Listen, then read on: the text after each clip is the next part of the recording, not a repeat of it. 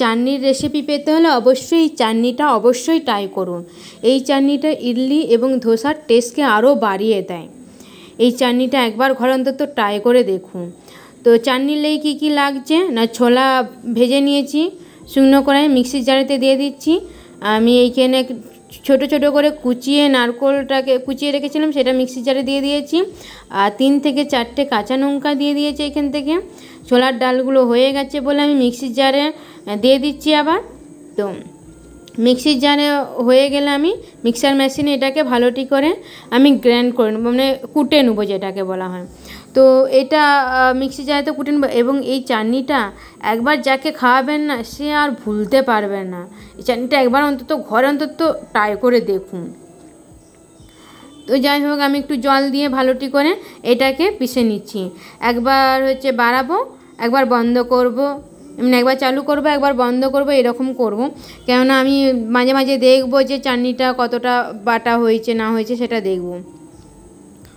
এমনি করে আমি বেটে নিচ্ছি।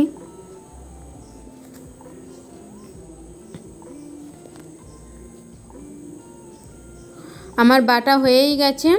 তো আমি তোমাদের কাছে হাতে তুলে দেখিয়ে দেবো তো কীরকম থাকবে। একটু দানা দানা থাকবে, যাতে মুখে দিলে যাতে লেগে থাকে একটু চাটনিটা। টেস্ট করলে অন্তত বোঝা যায় যে হ্যাঁ একটু মানে ছোলার ডালটা একটু মুখে লাগছে বা নারকেলটা একটু মুখে লাগছে, এরকম বাটাটা থাকবে। তো আমি আবার কড়াই চাপিয়ে নিয়েছি, গ্যাসও জ্বালিয়ে নিয়েছি। ফোড়ন হিসাবে দিয়ে দিচ্ছি সর্ষে এবং কারি পাতা। এটা আমি শুকনো কড়াইয়ে ভালোটি করে ভেজে নিচ্ছি, কারি পাতা এবং সর্ষেটাকে। তারপর এখানে আমি সর্ষের তেল দেবো। কেননা না সর্ষের তেল দিলে প্রথমে ফার্স্টেই দিয়ে দিলে না কারি পাতার গায়ে তো একটু জল টল লেগে থাকে, সেইগুলো এসে না ছিটকে মানে গায়ে লেগে যায়।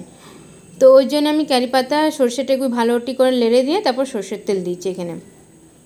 তোমরা চাইলে সাদা তেল এখানে ইউজ করতে পারো, আমি সর্ষের তেল ইউজ করছি। তো নেওয়ার পর যে বাটাটা বেটে রেখেছিলাম সেটা আমি মিক্সি জারের মধ্যে দিয়ে দিচ্ছি। এইখানে আমি একটু লেড়ে দেবো এবং মিক্সার জারটা ভালোটি করে ধুয়ে জলটি দিয়ে দেবো।